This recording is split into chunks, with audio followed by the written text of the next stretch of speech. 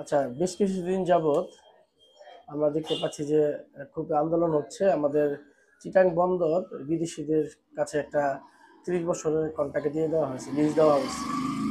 আসলে এটা নিয়ে অনেক বামপন্থী, ডানপন্থী আর যারা মনে করেন যে ঘুষখোর, যারা দুর্নীতিবাজ, তারাই আন্দোলনগুলো করতেছে, আমি এটা মনে করি।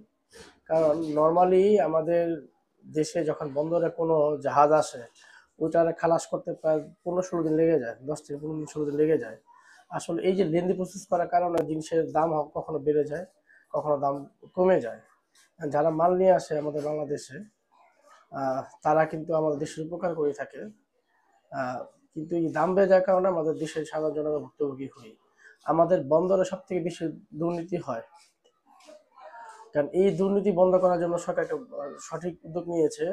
আমরা যদি খেয়াল করে দেখি যে সিঙ্গাপুর বা মালয়েশিয়া, এই দেশগুলা কিন্তু একটা নির্দিষ্ট সময় কন্ট্রাক্টে কিন্তু বিদেশিদের হাতে দেওয়া হয়েছিল, এবং বিদেশিরা কিন্তু তাদের সিস্টেম অনুযায়ী কিন্তু তারা কাজ করেছে, এবং সেই দেশগুলার উন্নতি সাধন হয়েছে। আমাদের দেশে যদি এটা যদি এখন যেহেতু করা হয়েছে, যদি আরো করা হয়তো আরো ভবিষ্যৎ ভালো হইতো। কিন্তু তখন তো দলীয়করণ ছিল, কখনো এই দল কখনো ওই দল ছিল, তো নিজস্ব লোকরাই ওই পোর্টগুলার কন্ট্রাক্টে নিত বা ওদের কন্ট্রোলেই থাকতো, এবং যত রকম দুর্নীতি, সর্বোচ্চ প্রকার দুর্নীতি তারা করতো।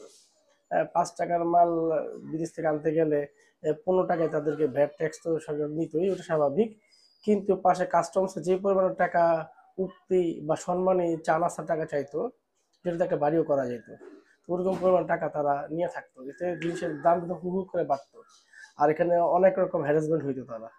তো এই যে ঘুষ প্রথাটা বন্ধ হওয়ার বিরুদ্ধে কিন্তু অনেক লোকজন কিন্তু দাঁড়ায় গেছে গা। তারা বলছে দেশকে বিদেশে বিজয় দিতেছে, এই দেশের নাম টান কথা করে জনগণকে উল্টা পাল্টা বোঝানো হইতেছে। আসলে এটা সরকারের একটা ভালো উদ্যোগ, আমরা স্বাগত জানাই, এবং এটার পাশে আমরা আছি সাধারণ জনগণ। যারা এটার বিপক্ষে অবস্থা নিয়েছে তারা দুর্নীতিগ্রস্ত লোকজন।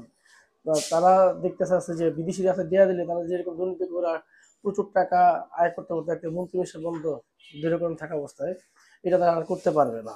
30 বছর কন্ট্রাক্টে দিয়ে ইজারা দেওয়া দিবে, এই জন্য তারা আন্দোলন করতেছে। এই সরকারের একটা খুব সুন্দর একটা সিদ্ধান্ত, এটা আমরা স্বাগত জানাই, ধন্যবাদ। আর যারা এর বিপক্ষে আছে, জনগণকে মনে আপনার চিনা রাখবেন যে এইসব দুর্নীতিগ্রস্ত লোকগুলাই এখান থেকে ফায়দা লুটতো সরকারি সিস্টেমের বাইরে গিয়ে।